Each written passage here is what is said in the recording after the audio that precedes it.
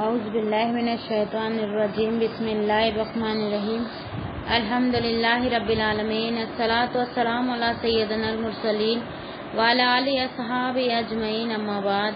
تمام قسم کی تعریف حمد و ثنا کی بڑائی بزرگی اللہ رب العزت کے لیے لائق و زیبا ہے۔ درود السلام انبیاء کرام پر، خصوصاً نبی مکرم رحمت للعالمین امام الانبیاء محمد صلی اللہ علیہ وسلم پر۔ رب اشرح لی صدری ویسر لی امری واحلل عقدۃ من لسانی یفقہوا قولی ربی زدنی علما اللہم فقہنا فی الدین اللہم فقہنا فی الدین۔ اب دیکھیں گے ہم آیت نمبر 41۔ یا ایھا الرسول لا یحزنک الذین یسارعون فی الکفر من الذین قالوا آمنا افواہہم ولم تؤمن قلوبهم ومن الذين حادوا سماعون للكذب سماعون لقوم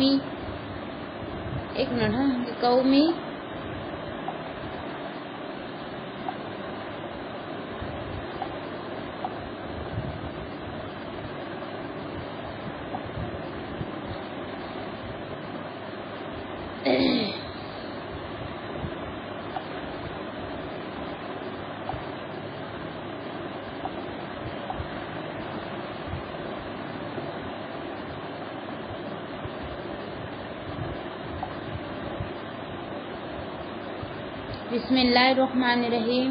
یا ایھا الرسول لا یحزنک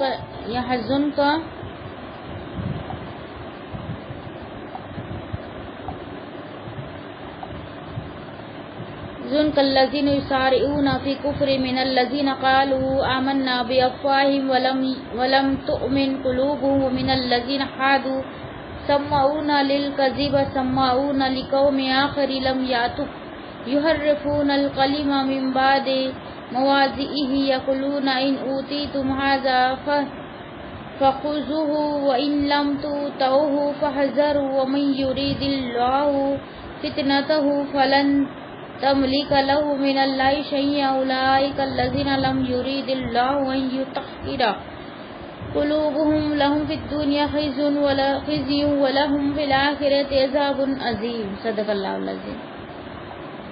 ترجمہ ہے، اے رسول صلی اللہ علیہ وسلم، تجھے وہ لوگ غمگین نہ کرے جو کفر میں دوڑ کر جاتے ہیں، ان لوگوں میں سے جنہوں نے اپنے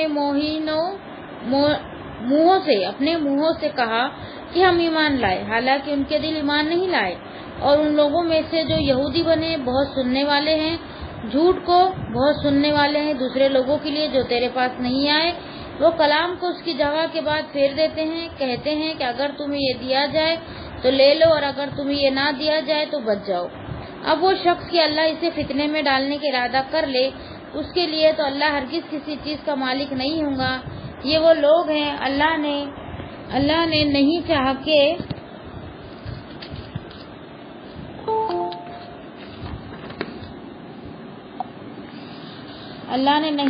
کہ ان کے دلوں کو پاک کرے، ان کے لیے دنیا میں رسوائی ہے اور ان کے لیے آخرت میں بہت بڑا عذاب ہے۔ اب مکہ میں مسلمانوں اور پیغمبر اسلام کو دکھ پہنچانے والے اور پریشانی میں مبتلا کرنے والے مشرکین جو مکہ تھے، جو قریش کے لوگ تھے، تو مدینہ آ کر قبائل عرب اور مشرکین مکہ کے علاوہ منافقین اور یہودی مدینہ کے معائنہ سرگرمیاں میں جاری ہو گئی۔ مطلب یہ لوگ مکہ میں تو ان لوگ کو ستا رہے تھے، لیکن پھر بعد میں کیا کیا ان لوگ نے، مدینہ آ کر بھی وہ کیا کر رہے تھے، یہودیوں کو اور منافقوں کو چڑھا رہے تھے، ٹھیک ہے۔ اور مثال کے طور پر مسلمانوں کے دلوں میں طرح طرح کے شکوک و شبہات پیدا کرنا۔ جو نئے مسلمان ہوئے تھے نا، تو ان کے دل میں سے کمزور مسلمان تھے، ابھی زبان سے مسلمان کلمہ ہی پڑے تھے، وہ مسلمانوں میں فتنے کا آگ بھڑکانا، لوگوں کو اسلام قبول کرنے سے روکنا، مسلمانوں اور پیغمبر اسلام کو بدنام کرنا، انہیں گالی دینا اور جنگ کے وقت مسلمانوں کے خلاف سازشیں کرنا اور کافروں کا ساتھ دینا۔ تو آپ اس بات پر بھی بہت دل گرفتہ رہتے تھے کہ لوگ کیوں اسلام قبول نہیں کرتے، بہت پریشان اور غمگین رہتے تھے کہ اسلام کیوں نہیں قبول کرتے، کہ اس میں ہر ایک اچھائیاں ہیں۔ دیکھو اسلام میں کوئی بھی چیز ایسی نہیں ہے کہ جو بری ہوں گی، لیکن اور دوسرے مذہبوں میں کچھ اچھا ہے کچھ برا ہے، لیکن ایک واحد اسلام ہے جو کہ غیر مسلم بھی اس کی گواہی دیتے کہ سب سے بہترین دین اگر دنیا کا کوئی ہے تو وہ اسلام ہے۔ اسلام میں ہر ایک چیز اچھی ہے تو وہ کیوں اسلام قبول نہیں کرتے؟ یہ غم کے مارے نبی صلی اللہ علیہ وسلم اپنے آپ کو بھلا رہے تھے. آپ سخت پریشان دل گرفتہ ہو جاتے تھے. آپ کی اسی حالت کو مد نظر رکھتے ہوئے اللہ تعالیٰ نے آپ کو تسلی کے لیے ہدایت فرمائی کہ آپ کو ان حالات سے پریشان ہونے کی ضرورت نہیں. یہ سب لوگ اللہ کے علم میں ہیں اور یہ اپنے انجام کو پہنچ رہے ہیں. یعنی اللہ تعالیٰ ان سب کو دیکھ رہا ہے اور اللہ تعالیٰ ان کا انجام تک ان کو پہنچاتے رہیں گا. وَمِنَ الَّذِينَ هَادُوا سَمَّاعُونَ لِلْكَذِبِ سَمَّاعُونَ لِقَوْمٍ آخَرِينَ. یعنی کفر میں دوڑ کر جانے والے یہود بھی آپ کو غمگین نہ کرے. جو کفر میں دوڑ کر جا رہے ہیں یہودی وہ بھی آپ کو غمگین نہ کرے. یعنی کہ بات یہ ہے کہ اللہ تعالیٰ ہدایت دینے والے اللہ تعالیٰ ہے اور ہمارا کیا کام ہے؟ پیغام پہنچا دینا. ہمارے نبی کا کام بھی کیا تھا؟ صرف پیغام پہنچا دینا. اور اللہ کا کام تھا اللہ ہدایت دینا. اللہ رب العزت کا کام ہے. سمعون للکذب جو جھوٹی باتیں بہت سنتے ہیں. یعنی جو کچھ ان کے مذہبی پیشوا تورات میں تحریف کر کے اور اس رسول اللہ کی نبوت پر تان کے طور پر کہتے ہیں اسے خوب سنتے اور قبول کرتے ہیں. یعنی برائیوں کو جلدی قبول کرنے والے یہ لوگ تھے. سمعون لقوم آخرین یعنی پھر یہ ان لوگوں کے جاسوس بن کر مسلمانوں اور نبی کریم کی مجالس میں جا کر خوب سنتے ہیں جو تکبر کی وجہ سے ان مجلسوں میں شریک ہونا پسند نہیں کرتے. یحرفون الکلم من بعد مواضعہ یقولون ان اوتیتم ھذا فخذوہ وان لم تؤتوہ فاحذروا. سیدنا عبداللہ بن عمر رضی اللہ تعالیٰ عنہ بیان کرتے ہیں کہ رسول اللہ صلی اللہ علیہ وسلم نے فرمایا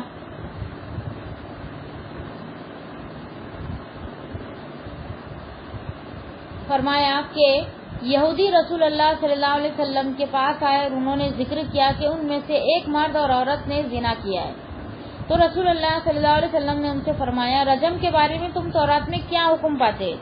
یعنی جب زنا ہوتا تھا تو تورات میں اس کا حکم کیا ہے؟ نبی موسیٰ علیہ السلام پر جو تورات اتری تھی اس میں رجم کی سزا کیا ہے؟ تو نہیں رجم کی نہیں زنا کی سزا کیا ہے؟ تو انہوں نے کہا کہ یہ کہ ہم انہیں ذلیل و رسوا کرتے اور کوڑے مارتے. یہ سن کر عبداللہ بن سلام یہ کون تھے؟ یہودی کے عالم تھے. یہ کہنے لگے تم جھوٹ بولتے ہو. تورات میں حکم رجم موجود ہے. تورات میں بھی رجم موجود ہے. رجم کس کو بولتے ہیں؟ جس سے زنا ہو گیا وہ اگر شادی شدہ ہے تو اس کو پتھر مارا جائے آدھا زمین میں گاڑ کر جب تک وہ مر نہ جائے. ٹھیک ہے. تورات لاؤ. چنانچہ وہ تورات لائے. انہوں نے اسے کھولا تو ان میں سے ایک شخص نے آیت رجم پر ہاتھ رکھ دیا اور آگے پیچھے سے پڑھنا شروع کر دیا. مطلب وہ کیا کرتے تھے؟ رجم والی جو آیت تھی اس کے اوپر ہاتھ رکھ دیتے تھے اور آگے پیچھے کی یعنی اوپر اور اس کے نیچے والی آیت پڑھ لیتے تھے. بیچ کی آیت کو چھوڑ دیتے تھے. یہ کس کا طریقہ تھا؟ یہود کا طریقہ تھا. کیوں کرتے تھے ایسا؟ کہ وہ اللہ کی آیت کو چھپاتے تھے, اللہ کی آیت کو بدلتے تھے اور تورات کو اپنے مطابق چلانے کی کوشش کرتے تھے. اب جو عالم تھے ان کو تو پتا تھا, لیکن جو غیر عالم تھے یعنی جو سننے والے تھے وہ تو سمجھتے, ان کو تو نہیں سمجھتا تھا نا, تو وہ اتنا ہی سمجھتے تھے جتنا یہ لوگ سمجھاتے تھے. اس لیے کبھی بھی کیا کرنا, قرآن اور حدیث کا مطالعہ کرتے رہنا چاہیے. ٹھیک ہے. ہمیشہ قرآن اور حدیث کو ہمیشہ پڑھتے رہنا چاہیے. بھلے نا ہم لوگ بھی پڑھا رہے ہیں آپ کو, یہ بھی پڑھے اور ہماری ایک عادت میں بھی ہونا, ہمارے دن بھر کی عادت میں شمار ہونا چاہیے کہ ہم قرآن کو ہمیشہ ترجمے کے ساتھ پڑھیں اور تفسیر کے ساتھ پڑھنے کی بھی کوشش کریں اور حدیثوں کو بھی پڑھنے کی کوشش کریں. انہوں نے اسے کھولا تو ان میں سے ایک شخص نے آیت رجم پر ہاتھ رکھ دیا اور آگے پیچھے سے پڑھنا شروع کر دیا. عبداللہ بن سلام رضی اللہ تعالیٰ عنہ نے فرمایا کہ ہاتھ ہٹاؤ. اس نے ہاتھ اٹھایا تو اس کے نیچے آیت رجم موجود تھی. یہود کہنے لگے ہاں اے محمد صلی اللہ علیہ وسلم یہ صحیح کہہ رہے ہیں, تورات میں آیت رجم موجود ہے. اس پر رسول اللہ صلی اللہ علیہ وسلم نے حکم دیا اور ان دونوں بدکاری کرنے والوں کو رجم کر دیا گیا. میں نے دیکھا کہ رجم کے وقت مرد عورت کی طرف جھک رہا تھا اور اسے پتھر سے بچانے کی کوشش کر رہا تھا. کون؟ مرد. کیا کرے بیٹا اس میں؟ سیدنا عبداللہ بن عمر رضی اللہ تعالیٰ عنہ بیان کرتے ہیں کہ یہودیوں کا ایک گروہ رسول اللہ صلی اللہ علیہ وسلم کی خدمت میں حاضر ہوا اور اس نے آپ کو مدینہ کے وادی قف میں آنے کی دعوت دی، تو آپ ان کے بیت المدراس اور وہ گھر جس میں وہ پڑھا کرتے تھے اس میں تشریف لے گئے۔ انہوں نے عرض کی، اے ابو قاسم، ہم میں سے ایک مرد نے ایک عورت سے زنا کیا ہے، لہذا آپ فیصلہ فرما دیں۔ راوی کا بیان ہے کہ انہوں نے رسول اللہ صلی اللہ علیہ وسلم کے لیے ایک تکیہ بھی رکھا تھا۔ اس پر آپ تشریف فرما تھے، آپ نے فرمایا میرے پاس تورات لاؤ۔ تورات لائی گئی تو آپ نے تکیہ نکال کر اس کے اوپر تورات رکھ دی، یعنی تکیے کے اوپر تورات کو رکھ دیا۔ آپ نے تورات سے مخاطب ہو کر کہا، میں تجھ پر ایمان لاتا ہوں اور اس ذات گرامی پر بھی جس نے تجھے نازل فرمایا۔ پھر آپ نے فرمایا تم اپنے میں سے سب سے بڑے عالم کو لاؤ۔ ایک نوجوان عبداللہ بن سوریہ کو بلایا گیا، پھر رجم کا قصہ بیان کیا، جیسے اس حدیث میں پہلے مالک انا نافع کی حدیث، اس سے پہلے کی حدیث میں جیسے بیان ہوا ہے سیم یہی حدیث ہے۔ یہ حدیث دو ملتی جلتی تھی اور دونوں سیم تھی، پھر بھی میں نے اس کو بیان کی صرف اس لیے کہ جو بات ہے نا ہماری وہ قوی ہو جائے اور ثابت ہو جائے کہ یہ صحیح حدیث ہے۔ صحیح حدیث کا ایک بات یہ بھی ہے، ایک ثبوت یہ بھی ہے کہ متواتر ہے، وہ ایک کے بعد ایک، ایک کے بعد ایک، ایک کے بعد ایک، ٹھیک ہے۔ اس میں سے 2-4 حدیثیں آ رہی ہے، میں اس کو سامنے رکھ دیتی ہوں۔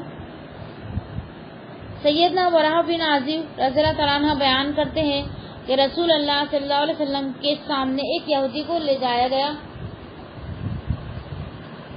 جس کا منہ کالا کر دیا گیا تھا اور اسے کوڑے مارے گئے تھے۔ اب منہ کالا کرنے کا تو کوئی بھی کتاب میں موجود نہیں ہے، یہ اپنے من سے یہ سب کرتے تھے۔ رسول اللہ صلی اللہ علیہ وسلم نے اسے بلایا اور ان سے دریافت فرمایا، کیا تم اپنی کتاب میں زانی کی یہی سزا پاتے ہو؟ انہوں نے کہا ہاں۔ پھر آپ نے ان کے علماء میں سے ایک آدمی کو بلایا اور اس سے دریافت فرمایا، میں تمہیں اس اللہ کی قسم دیتا ہوں جس نے موسیٰ پر تورات نازل فرمائی، بتاؤ کیا تم اپنی کتاب میں زانی کی یہی سزا پاتے ہو؟ اس نے کہا نہیں، اور اگر آپ مجھے قسم نہ دیتے تو میں آپ کو نہ بتاتا۔ بہرحال ہم تورات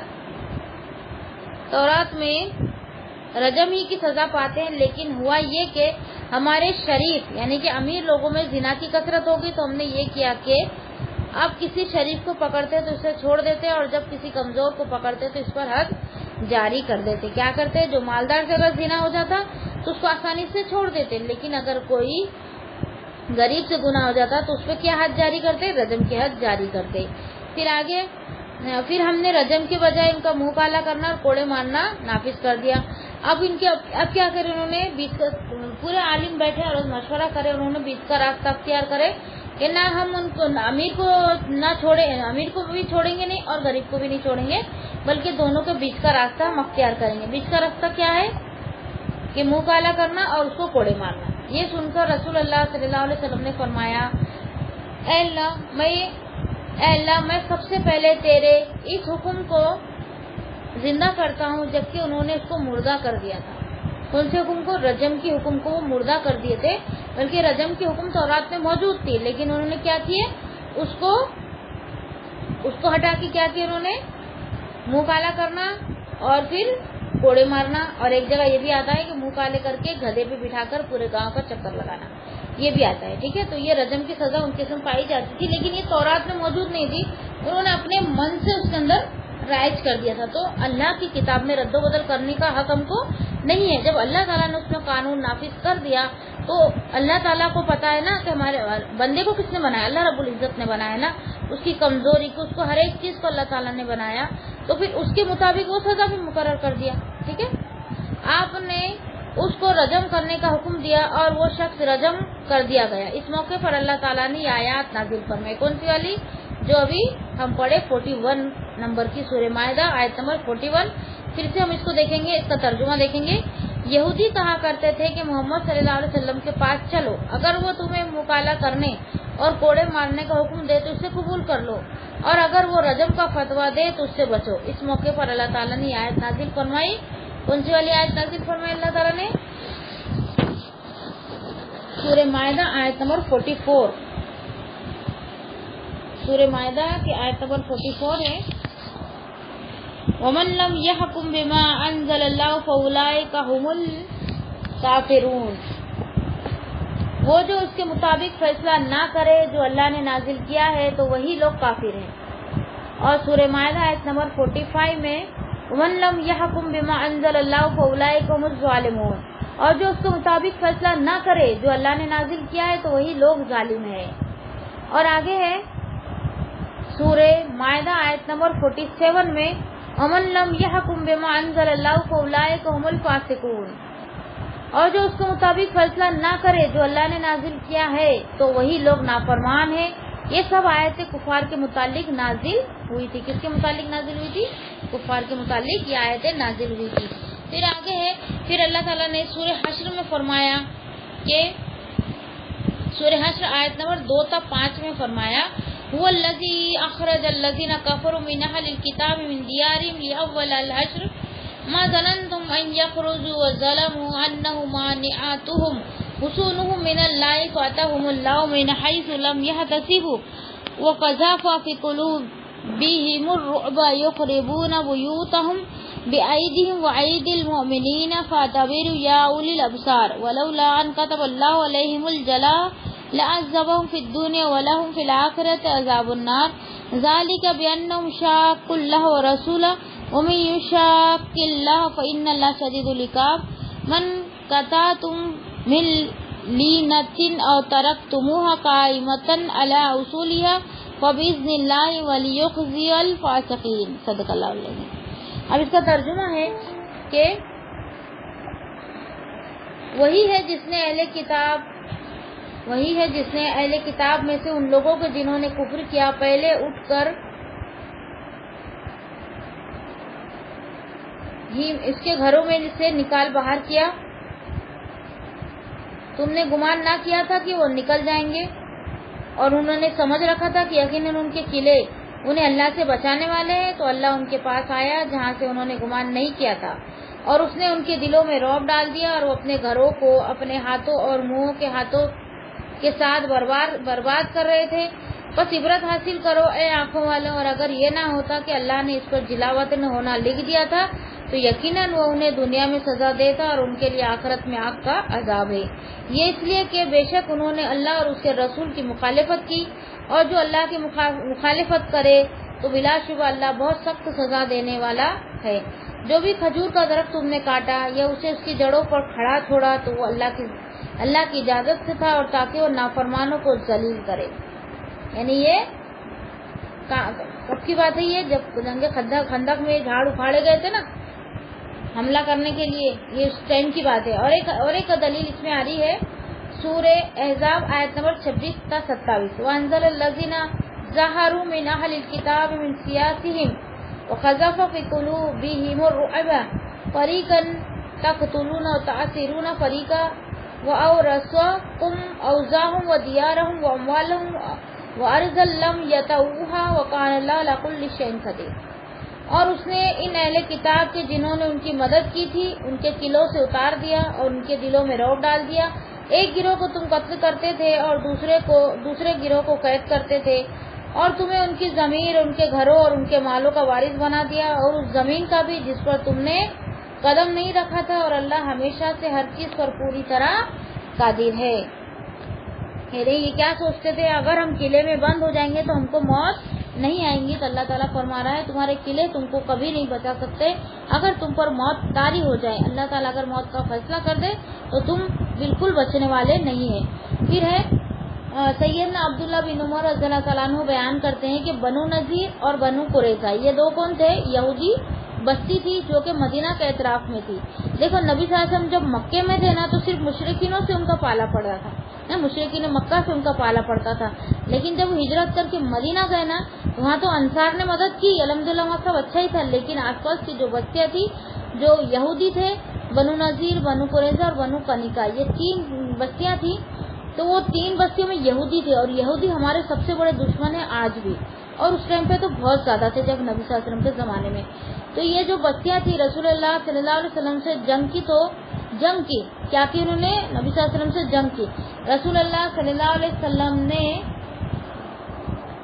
بنو نذیر کو جلاوطن کر دیا۔ اس میں جو بنو نذیر تھے وہ جلاوطن ہو گئے، اور بنو قریظہ کو برقرار رکھتے ہوئے اس پر احسان فرمائے، یہاں تک کہ جب انہیں بنو قریظہ نے جنگ جنگ کرنے کی تو ان کے مردوں کو قتل کر دیا اور ان کی عورتوں کو، ان کے بچوں کو اور ان کے مال کو مسلمانوں میں تقسیم کر دیا۔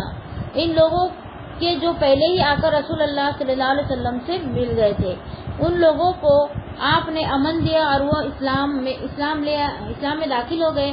بہرحال آپ نے مدینہ کے تمام یہودیوں کو جلاوطن کر دیا۔ جتنے بھی یہودی تھے مدینہ کے آس پاس سب کو نبی صلی اللہ علیہ وسلم نے جلاوطن کر دیا۔ کون کون تھے اس میں؟ بنو نذیر، بنو قریظہ اور بنو قنقاع، جو سیدنا عبداللہ بن سلام کی قوم تھی، حارثہ کو، اور ہر ایک یہودی کو جو مدینہ میں تھا، ہر ایک یہودی جو کہ مدینہ کے اطراف میں تھا، سب کو نبی صلی اللہ علیہ وسلم نے جلاوطن کر دیا۔ لیکن اس سے انہیں جلاوطن جاتے برابر نہیں کر دیا کہ جاتے گئے اور سیدھا ان لوگ کو نکال کے اپنا قبضہ جما لیا، ایسی بات نہیں ہے۔ اس میں کیا تھا، نبی صلی اللہ علیہ وسلم جب مدینہ گئے، یہ مشرکین مکہ سے ان کی جنگ ہو رہی تھی، تو نبی صلی اللہ علیہ وسلم نے آس پاس جو یہودی تھے نا ان سے معاہدہ کر لیے تھے۔ معاہدہ کیا کہ ہم آپس میں نہیں لڑیں گے، اگر ہم سے کوئی لڑنے آئے گا تو ہم ایک دوسرے کا ساتھ دیں گے۔ یہ معاہدہ ہوتا تھا جنگ کا، یہ معاہدہ کر لیے تھے۔ تو یہ وعدے کے خلاف تھے، یہ جو یہودی ہے نا آج بھی وعدے کے بہت خلاف کرتے ہیں۔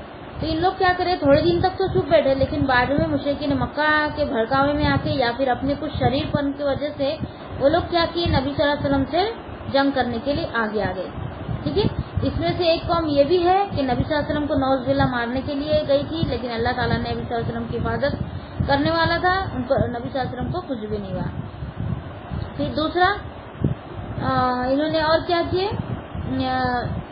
ایک تو نبی صلی اللہ علیہ وسلم کو مارنے کا منصوبہ بنائے تھے، اور ایک کیا کیے تھے میرے ذہن میں ابھی تھا،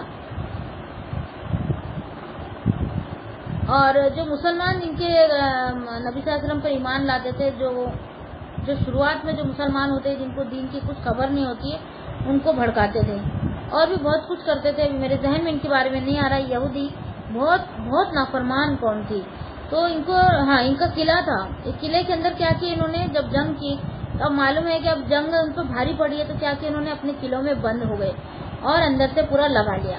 ان کے قلعوں میں اتنا سامان ہوتا تھا کہ وہ 2 مہینے لگاتار اندر بیٹھ کے کھاتے رہے، لیکن مطلب ان کو پورا ہو گیا، تو اتنا ان کا قلعوں میں سامان بھرا ہوا رہتا تھا۔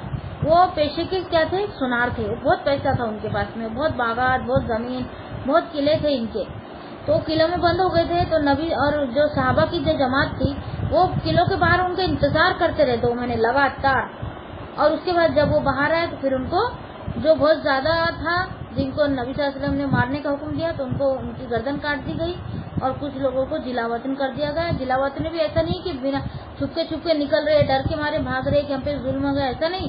نبی صلی اللہ علیہ وسلم نے اعلان کیا تھا ان کے سامنے، تم لوگ اپنی جانور پر جتنا اناج، جتنا سامان لے کے جا سکتے ہوں گے تو لے کر جاؤ اتنا، اور یہاں سے بہت دور چلے جاؤ۔ تو پھر لوگ شام، سیریا، ادھر ادھر پھر اپنا وہ لوگ بچ گئے۔ ایسا ہوا، نہیں تو جب مسلمانوں کو نکالا گیا، نبی صلی اللہ علیہ وسلم کو نکالا گیا، تو کیسے چپکے سے اور کتنے ڈر کے خوف سے ان لوگ نکلے تھے۔ نبی صلی اللہ علیہ وسلم نے ایسا ظلم نہیں کیا، بلکہ انصاف کے ساتھ ان کو نکالا۔ یہ ہٹاؤ بیٹا۔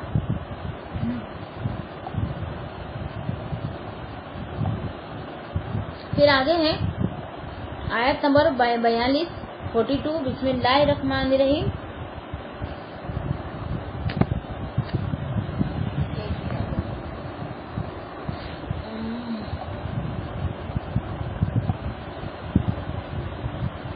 بسم اللہ الرحمن الرحیم۔ سمعون للکذب اکالون للسحت فإن جاءوک فحکم بینہم او اعرض عنہم وإن تعرض عنہم فلن یضروک شیئا وإن حکمت فحکم بینہم بالقسط ان اللہ یحب المقسطین۔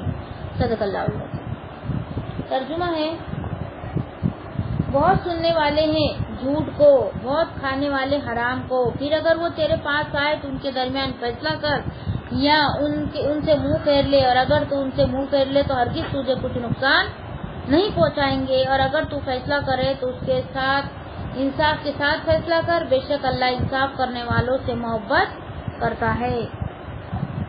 اب یہ کس کے بارے میں ہے، کس کے بارے میں یہ نازل ہے، اللہ تعالیٰ کس کے بارے میں فرما رہا ہے کہ بہت زیادہ جھوٹ بولنے والے، بہت زیادہ حرام مال کھانے والے، ہے نا۔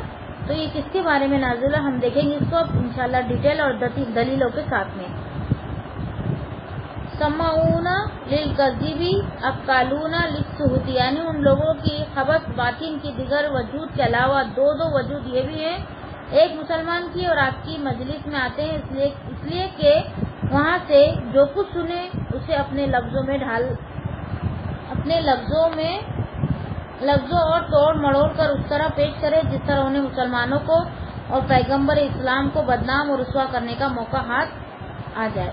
اور دوسری وجہ یہ ہے کہ وہ حرام خور ہیں، اور حرام خوری کے ساتھ جو نفس انسانی پر مرتب ہوتے ہیں وہ اس قدر قوی ہوتے ہیں کہ ایسے شخص کی نہ عبادت قبول ہوتی ہے اور نہ ہی دعا قبول ہوتی ہے۔ تو اب دیکھو اس سے ہم کو کیا پتا چلا کہ جو یہود تھے نا وہ کیا کرتے تھے، نبی صلی اللہ علیہ وسلم کی جو مجلس جمتی تھی نا تو صحابہ کی، جب نبی صلی اللہ علیہ وسلم ان کو دین کی باتیں سکھاتے تھے تو اس کے اندر وہ جب مجلس ہوتی تھی اس کے اندر یہودی آتے تھے سننے کے لیے اور سنتے تھے، اور اس میں زبان کو توڑ مروڑ کر کچھ ایسی باتیں بول دیتے تھے جو نبی صلی اللہ علیہ وسلم کی شان میں گستاخی ہوتی تھی، ہے نا، اور بدنامی بھی ہوتی تھی۔ تو اور دوسرا اور کیا کرتے تھے، حرام خوری تھے، حرام خور یعنی حرام کا کھانے والے۔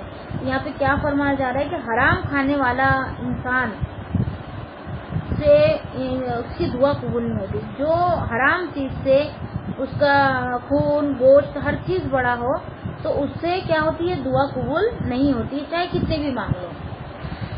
پھر آگے ہے، جس زمانے میں آیت نازل ہوئی یہودیوں کی حیثیت میں ایک معاہدے قوم کی تھی جس کے ساتھ صلح سے رہنے کا معاہدہ تھا، اور وہ ذل یعنی اسلامی حکومت کی رعایت نہ، اس لیے نبی صلی اللہ علیہ وسلم کی عدالت کو اختیار کیا گیا، چاہے تو ان کے مقدمات کا فیصلہ کرے اور چاہے تو انکار کر دے۔ یہی ہے اسلامی حکومت کو غیر مسلم معاہدے قوم کے افراد کے درمیان فیصلہ کرنے کا۔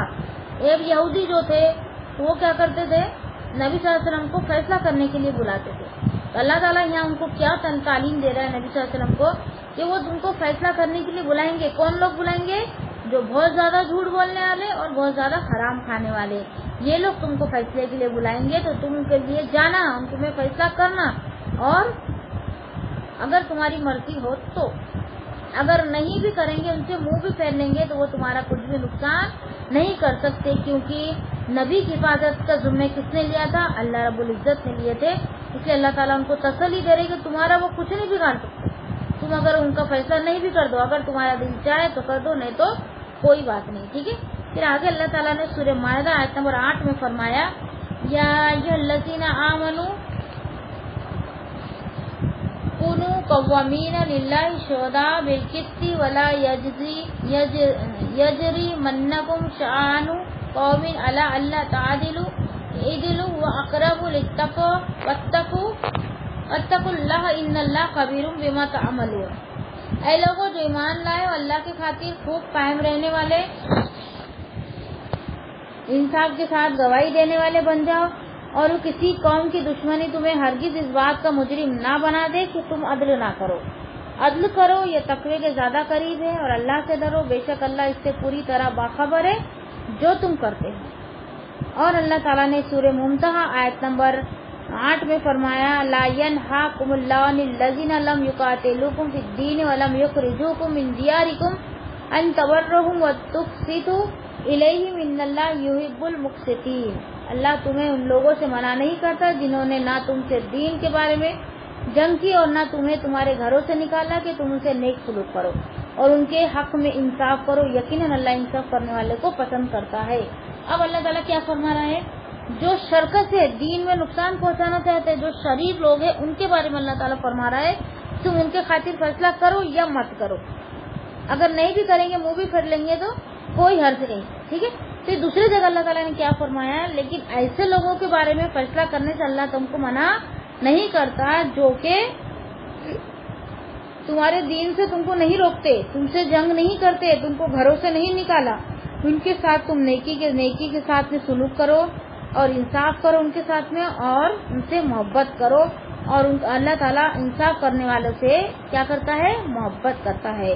تو اللہ تعالیٰ کیا فرما رہے ہیں یہاں پہ، یعنی کہ جو جیسا غیر مسلم ہے تو غیر مسلم میں ایسے نہیں کہ کوئی غیر مسلم ایسا ہوتا ہے کہ دین کے خلاف کھڑا ہو جاتا ہے۔ دیکھا ابھی آپ سن رہے ہیں نا، کیا نام ہے اس کا، نور پور کیا نام ہے اس کا، تو اس نے ایک گستاخی کی ہے نا رسول کے شان میں، تو اس کا گردن اڑانے کا حکم ہے، اس کو گردن اڑانے کا حکم، اتنی حفاظت میں رکھے اس کو، نہیں تو ابھی تک اڑ جاتی تھی۔ تو ایسے لوگ جو ہمارے دین میں نقصان پہنچائے، ہمارے نبی کے بارے میں گستاخی کرے یا دین کے بارے میں کچھ برا بھلا کہے، کیا ہے نورپور شرما، کس نے لکھا ہے سبق؟ نورپور ہے نا، نوپور ہے وہ، برابر ہے نوپور شرما، اتنے بار اس کا نام آتا میرے کو یاد ہی نہیں ہوتا تھا. تو نورپور شرما جو ہے، تو اس نے جو کری نا، تو اس کا گردن اڑانے کا حکم ہے، اس سے جنگ کرنے کا حکم ہے، اور اس کے حق میں فیصلہ نہیں بھی کرے اور منہ بھی پھیر لے تو کوئی مطلب نہیں ہے اس سے. اور ایسے ہی لوگ جو ہوتے ہیں جو ہم کو ہمارے شہروں سے نکال دیتے ہیں اور پھر ہمارے دین میں ٹنگڑیاں ڈالتے ہیں، ہمارے دین میں ہم کو نقصان پہنچاتے ہیں، اور مسلمانوں کو جان بوجھ کے جیل میں ڈال دینا، ان پہ نقصان پہنچانا، بہت سارے چیزیں مسلمانوں پہ جو ظلم ہوتا ہے، ایسے لوگوں سے جنگ کرنے کا حکم اللہ تعالیٰ میں دے رہا ہے. لیکن ایسے نہیں کہ جو دوسرے ہوتے ہیں نا، بیچارے دوسرے بھی غیر مسلم ہوتے ہیں کہ جو ہمارے دین سے ان کو کوئی مطلب نہیں ہوتا ہے، وہ ان کے دین میں بہت خوش رہتے، بولتے تمہارا بھی دین صحیح ہے ہمارا بھی دین صحیح ہے، بس اس طریقے کا ان کا عقیدہ رہتا اور وہ خوش رہتے. تو ان کے بارے میں ہم کو کوئی حق نہیں بنتا کہ ان کے ساتھ ہم کوئی غلط کرے یا پھر ان کے اس میں فیصلہ نہ کرے. کوئی حق بات ہے تو ان کو بتا دے، ان کے ساتھ رہے، صلح رحمی کرے، جیسا ہم ہمارے رشتے داروں اور پڑوسی کے ساتھ رہتے ویسا سب ان کے ساتھ اخلاق کے ساتھ رہنے کا حکم ہم کو اللہ تعالیٰ دے رہا ہے. ٹھیک ہے، یہ بات اس لیے سمجھانا ضروری تھا کیونکہ ایک پہلو سمجھا دو نا تو کیا سمجھ لیتے، غلطی سمجھ لیتے، اس لیے دو پہلو سمجھانا بہت زیادہ ضروری ہے. کیونکہ دیکھو ایک سکے کے دو پہلو رہتے ہیں ہے نا، چت اور پڑ، دونوں کو سمجھائیں گے تو بات سمجھ میں آئیں گی. خالی ایک طرف کا سمجھا دیں گے دوسرا طرح کا نہیں سمجھائیں گے تو پھر بات سمجھ میں نہیں آئیں گی. اس لیے میں نے پہلے کس کے بارے میں سمجھائی، جو کہ شریر ہے ہمارے دین کو نقصان پہنچاتے ہیں، ان کے بارے میں اللہ تعالیٰ نے ان کو اختیار دیا تھا تم فیصلہ کرو یا پھر ان سے منہ پھیر لو. اور دوسرے طرف کے کون تھے، جو کہ بے قصور ہے، کوئی ہمارے دین میں اور دین کے بیچ میں نہیں آتے، وہ ان کے دین میں ان کی زندگی میں مست ہے، تو ایسے لوگوں کو نقصان پہنچانے کا ہم کو اللہ تعالیٰ اجازت نہیں دیتا. اب سیدنا ابن عمر رضی اللہ تعالیٰ عنہ بیان کرتے ہیں کہ رسول اللہ صلی اللہ علیہ وسلم نے فرمایا، انصاف کرنے والے اللہ کے یہاں رحمان عز و جل کے دائیں طرف نور کے ممبروں پر ایک تادہ ہوں گے، اور یہ واضح رہے کہ اللہ کے دونوں ہاتھ دائیں ہی ہے. یہ وہ لوگ ہوں گے جو اپنے فیصلوں میں انصاف کرتے ہیں، اپنے اہل و عیال میں انصاف کرتے ہیں، اور جن کے بھی وہ ولی بنے ان میں بھی انصاف کرتے ہیں. دیکھو اللہ تعالیٰ انصاف کو کتنا پسند فرمایا.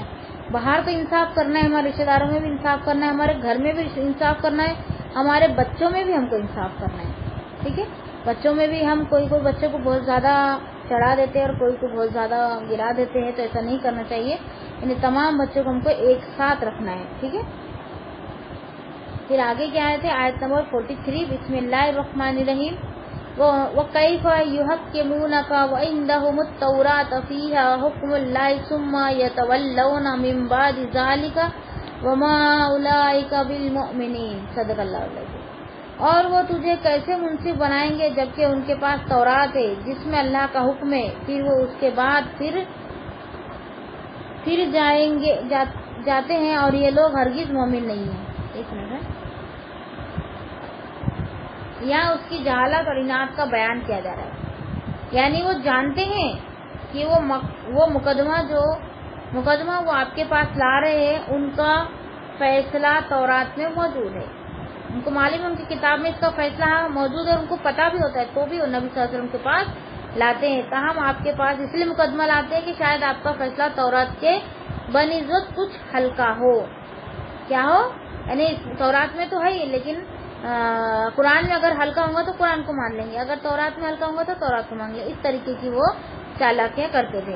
لیکن جب آپ کا فیصلہ بھی وہی ہوتا جو تورات میں ہوتا تو وہ اپنے ماننے والے سے انکار کر دیتے، وہ کیا کرتے، سب لوگوں کو چڑھا دیتے اور ماننے سے انکار کر دیتے، جس سے ثابت ہوتا ہے کہ نہ تو وہ تورات پر ایمان رکھتے اور نہ آپ صلی اللہ علیہ وسلم پر. تورات پر بھی ایمان نہیں رکھتے. تورات میں جو چیز ان کو ہلکی معلوم ہوتی ہے، آسانی ہوتی ہے، جس چیز میں جو چیز کو عمل کرنے میں تو وہ لے لیتے، یا پھر جس میں فائدہ ہو دکھتا ان کو تو وہ لے لیتے، اور باقی سب کیا کرتے تھے، چھوڑ دیتے تھے. اس سے کیا پتہ چلتا تھا، ان کو تورات اور ایمان سے کوئی مطلب نہیں ہے، بس وہ دنیاوی فائدے کے پیچھے دوڑے ہیں. اصل میں خواہشات کے پجاری ہے اور ان کا مقصد حیا ہی دنیاوی مسالے کا حاصل کرنا ہے. پھر آگے وَعِندَهُمُ التَّوْرَاةُ فِيهَا حُكْمُ اللَّهِ. اس آیت میں اللہ تعالیٰ نے تورات میں موجود رجم کے فیصلے کو اللہ کا فیصلہ قرار دیا ہے۔ جو لوگ رجم کے منکر ہیں، اگرچہ کہ بہت سی صحیح حدیث میں اس کا رد کرتی ہے، مگر یہ آیت پختہ اور مضبوط دلیل ہے کہ قرآن نے تورات میں موجود رجم کے حکم کو اللہ نے حکم قرار دیا ہے، پھر نہ اس کی تردید کی ہے نہ منسوخ کہا ہے۔ اللہ کے اس حکم کو یہودی اور مسلمان دونوں پر نافذ فرمایا۔ معلوم ہوا کہ قرآن میں بھی رجم کا ذکر موجود ہے۔ قرآن میں تورات میں جتنے بھی آئے ہیں اس میں رجم کا بھی حکم موجود ہے اور نمازوں کا بھی حکم موجود ہے، روزوں کا بھی ہے، زکوٰۃ کا بھی ہے، لیکن ان کا وقت اور ان کا طریقہ کچھ الگ ہوتا۔ طریقہ تو میرے لگتا ہے ایک ہی ہوتا تھا، لیکن وقت ان کے الگ ہوتے تھے۔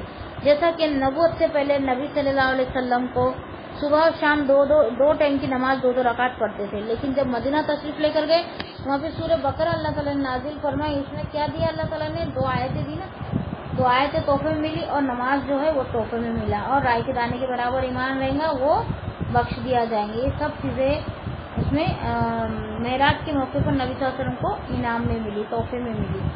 تو جب یہ 5 ٹائم کی نمازیں جو ہے فرض ہوئی، اور روزہ پہلے روزہ کون سے رکھے جاتے تھے؟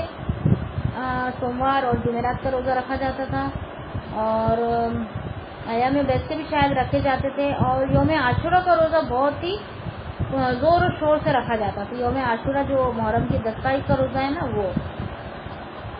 پھر بعد میں اللہ تعالیٰ نے پورے رمضان کے مہینے کو روزے کے لیے فرض کر دیا۔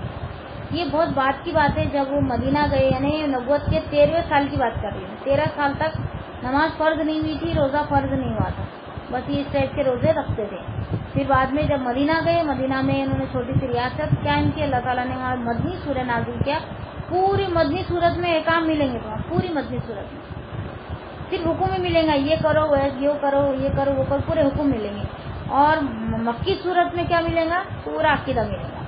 اس لیے جب بھی ہم درس و تدریس کا کام کریں تو کیا کرنا ہے؟ سب سے پہلے ہم کو مکی صورتوں کا پہلے درس کرنا۔ ہم کیا کرتے ہیں؟ پہلے شروع میں سورہ فاتحہ سے شروع کر دیتے ہیں، ہم کو معلوم ہے کہ یہاں سے قرآن شروع ہوتا ہے نا، لیکن ایسا نہیں ہے۔ سب سے پہلے ہم کو کس کا کرنا ہے؟ شروعات کہاں سے کرنا ہے؟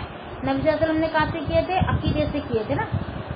سب سے پہلے نبی صلی اللہ علیہ وسلم نے عقیدے کی دعوت دی تھی نا 13 سال تک۔ اس کے بعد مدینہ میں پھر نبی صلی اللہ علیہ وسلم نے احکام کی دعوت دی تھی، تو ہم کو بھی پہلے مکی صورتوں کی دعوت دینا ہے لوگوں کو، اس کے بعد پھر احکام والی آیت کی دعوت دینا ہے، کیونکہ مکی جو صورتیں ہیں نا وہ بہت آسان ہیں، بہت آسانی سے آگے والا سمجھ جاتا، سمجھتے جب وہ مکی صورتیں پوری ہو گئی، پھر بعد میں مدنی صورت اگر ہم جب پڑھیں تو پھر اس کے بعد وہ جو احکام ہے وہ اس کے دماغ میں بیٹھتے ہیں۔ ہم کیا کرتے پہلے ہی مدنی صورتیں شروع کر دیتے، تو اس کی وجہ سے کیا کرتے لوگ سنتے بعد میں بھاگ جاتے، تو کچھ لوگ ٹکتے بھی الحمدللہ، ہم زیادہ لوگ بھاگی جاتے ہیں کہ ہم کو سمجھ میں نہیں آ رہا، بہت ہارڈ ہے۔ تو یہ ایک درس کرنے کا طریقہ ہے کہ سب سے پہلے ہم مکی صورتیں لیں، ٹھیک ہے۔ اور اگر کوئی ایسا بھی ہے تو کوئی دن ایسا بھی رکھے کہ اس کے اندر نبیوں کی اسٹوری سنائے، اسٹوری سے بھی بہت زیادہ لوگ متاثر ہوتے ہیں، تو اسٹوری سنانے کا بھی اس کے اندر ہم کو ایک پارٹ رکھنا چاہیے کہ نبیوں کی اسٹوری ہم اس کو سنائیں، ہم پہلے پڑھ لیں اور پھر اس کی پوری اسٹوری بنا کے ہمارے ذہن میں پھر ہم اس کو لوگوں کے سامنے واضح کریں، تو بہت خوشی آ کے بیٹھیں گے۔ پھر دھیرے دھیرے جب وہ دین کو سمجھنے لگیں گے نا تو ان کو سمجھ میں آئیں گے کہ دین میں اصل سمجھنا کیا ہے نا۔ اسٹوری تو کہانی تک سن لیتے ہو، لیکن سمجھنا کیا ہے، دین کو کیسے سمجھنا ہے، یہ سب ان کو سمجھ میں آئے گا۔ لیکن تھوڑے دن ٹکیں گے تو نہ، یہ سب ان کو ٹکانے کے لیے کرنا ہے، ٹھیک ہے۔ اگر ہم آن لائن ہے تو، اور آف لائن میں تو بہت سارے آپشن آتے ہیں، جیسا کہ ان کے لیے کچھ کھانے پینے کے آئٹم لے کر جائے یا کبھی کچھ ان کو دے دے، تحفے ٹائپ بھیج دے، اس طریقے سے محبت بڑھ جاتی ہے اور لوگ کا میل ملاپ چالو ہو جاتا ہے۔ پھر آگے ہے آیت نمبر 24۔ ہم کو نہیں لگتا یہ آیت پوری ہوں گی کیونکہ 5:51 ہو رہے ہیں، پھر میں کوشش کرتی جہاں تک بھی ہو۔ بسم اللہ الرحمن الرحیم۔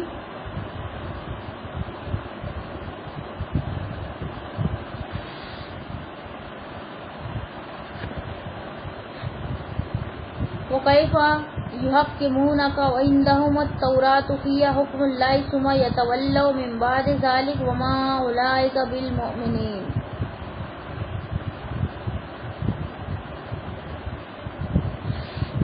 ترجمہ ہے، اور وہ تجھے کیسے منصف بنائیں گے جبکہ ان کے پاس تورات ہے، السلام علیکم. آج دعا ہے نا؟ ارے ہاں تو ہاں ہاں ہاں ہاں دعا ہے دعا ہے دعا. جزاک اللہ باجی یاد کرنے کے لیے. اچھا آج دعا کون مانگ رہا؟ میں پوچھنے والی تھی پھر میرے ذہن سے نکل گیا. کون ہے دعا مانگنے کے لیے؟ عائشہ باجی آپ مانگ لیتے.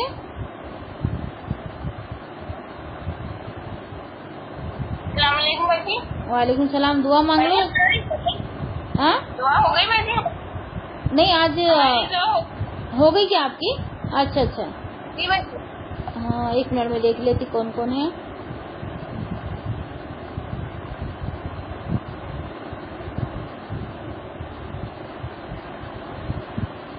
ناز کی بھی ہو گئی نا. باقی سب لوگ تو نئے ہیں. مانگ سکتے کیا لوگ؟ جیسے تہمیم مرزا آپ کوشش کر کے دیکھتے دعا کی. نہیں باجی میری تیاری نہیں ہو پائی. میں منڈے کی ڈیوٹی میں تھی نا اس سے میری تیاری نہیں ہو پائی ہے. اچھا ٹھیک ہے. یاسمین شیخ آپ مانگنا چاہوں گی؟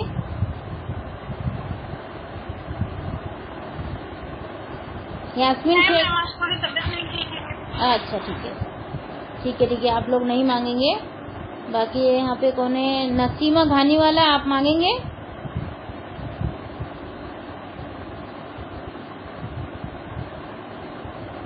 السلام علیکم باجی. وعلیکم السلام. دعا مانگیں گے؟ ہے نا؟ نہیں باجی میرے کو نہیں آئیں گے. انشاءاللہ اگلی بار. انشاءاللہ ٹھیک ہے. کوئی بات نہیں. آپ سننے آ جائے کیجیے. یہ بہت کافی ہے ہمارے لیے. ہاں انشاءاللہ. اور نازمہ خان آپ دعا مانگیں گے؟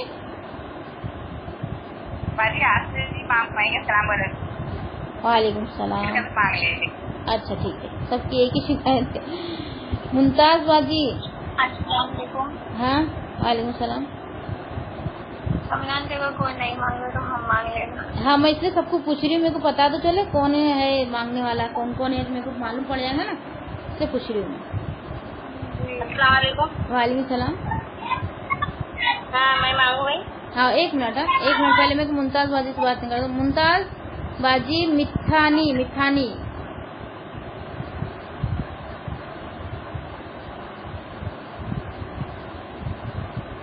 ممتاز باجی انجن گاؤں.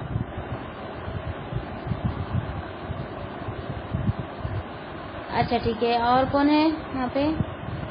بلکس خانم آپ دعا مانگیں گی؟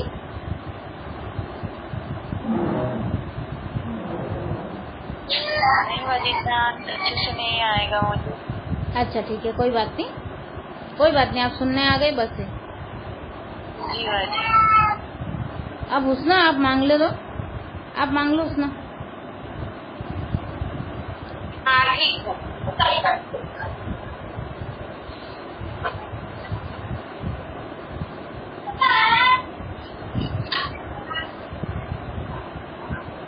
اللهم صل على سيدنا محمد وعلى ال سيدنا محمد وصحبه وبارك وسلم.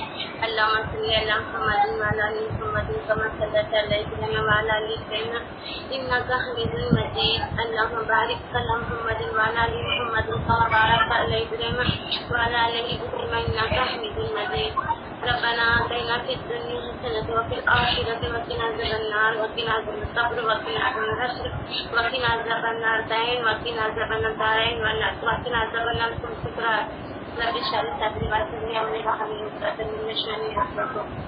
بسم الله الرحمن الرحيم. الحمد لله رب العالمين الرحمن الرحيم مالك يوم الدين إياك نعبد وإياك نستعين اهدنا الصراط المستقيم صراط الذين أنعمت عليهم غير المغضوب عليهم ولا الضالين آمين. بسم الله الرحمن الرحيم. حسبنا الله ونعم الوكيل على الله توكلنا. بسم الله الرحمن الرحيم. لا إله إلا أنت سبحانك إني كنت من الظالمين. تمام تعریف اللہ عزوجل کی لائق زیبا ہے.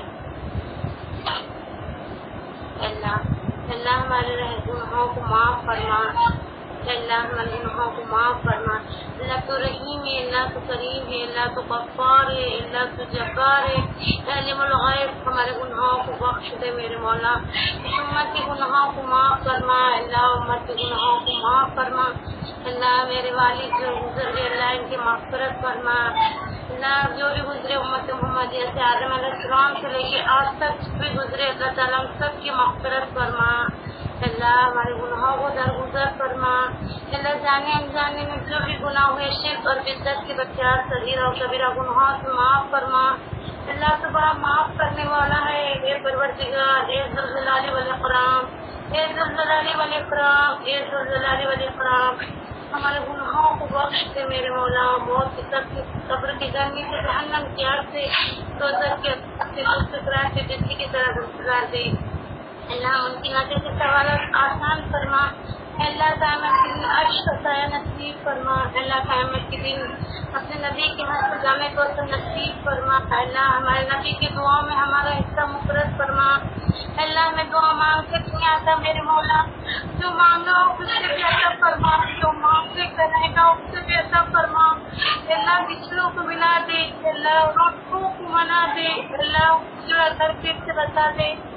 اللہ جو گر رہے میں تھام لے. اللہ قیدیوں کو قید سے آزاد فرما. اللہ قیدیوں کو قید سے آزاد فرما. اللہ جو پریشان ہے اللہ کی پریشانی کو دور فرما. اللہ جو بیمار ہے میرے شفائے کاملہ عطا فرما. اللہ بیمار ہے میرے شفائے کاملہ عطا فرما. اللہ چھوٹی بڑی بیماریوں سے سکھ کی حفاظت فرما. اللہ آنے والی ہر بلا، ہر مصیبت، ہر پریشانی سے حفاظت فرما. اللہ امت پریشان ہے میرے مولا. اللہ امت کی مغفرت فرما. اللہ امت سے راضی ہو جا میرے مولا. اللہ تو ہم سے راضی ہو جا میرے مولا. ہمارے گناہوں کو بخش دے. اللہ تو بڑا بخشنے والا ہے. اللہ تو بڑا رحم کرنے والا ہے. اللہ تو ہم سے رحم فرما. اللہ جو بے اولاد ہے اسلام کی نیک اور سونے اولاد عطا فرما. اللہ ہماری اولادوں کو نیک اور فرمانبردار بنا. اللہ جو بھی اولاد ہے اللہ کو اولاد عطا فرما. اللہ جو بیٹے کی تمنا کرتے ماں بہن کو بیٹا عطا فرما. اللہ جو بیٹیوں کے لیے طرح طرح کو بیٹے عطا فرما. اللہ جو ماں بہن اپنے بیٹا بیٹی کے رشتے کے لیے پریشان ہے، اللہ نیک اور اچھے رشتے ہو. اللہ سب سے رحم فرما. اللہ سب سے گناہوں کو بخش. اللہ سب کے لیے پریشان ہے اللہ کی روزی خیر و برکت عطا فرما. اللہ بے روزگاروں کو روزی سے لگا. اللہ سب سے رحم فرما، سب سے کرم فرما. اللہ مسجد اقصی وہاں لوگ تکلیف میں ہیں، اللہ شہید کی زیارت کو حفاظت فرما. اللہ تیرے گھر کی حفاظت فرما. اللہ مسلمانوں کی حفاظت فرما. اللہ کافروں کے ظلم سے مسلمان اسلام کا غلبہ فرما. اللہ مسجد اقصی کی حفاظت فرما.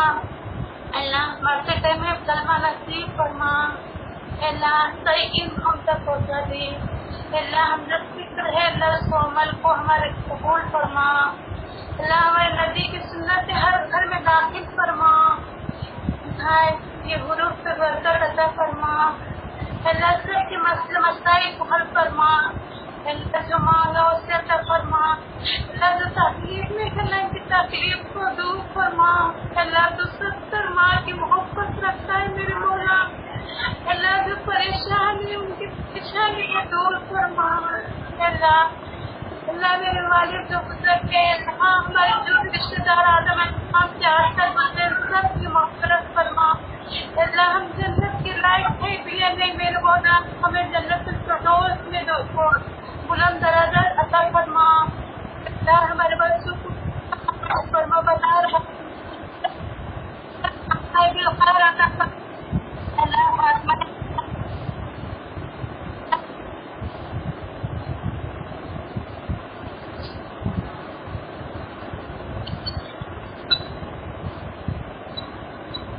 ہیلو خاتمہ بالخیر عطا فرما.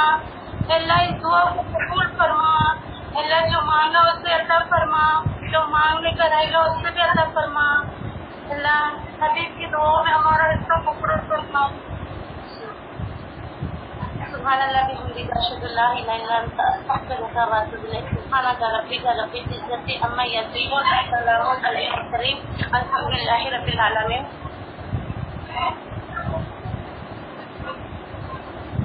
اللهم صل على محمد وعلى آل محمد كما صليت على إبراهيم وعلى آل إبراهيم إنك حميد مجيد اللهم بارك على محمد وعلى آل محمد كما باركت على إبراهيم وعلى آل إبراهيم إنك حميد مجيد.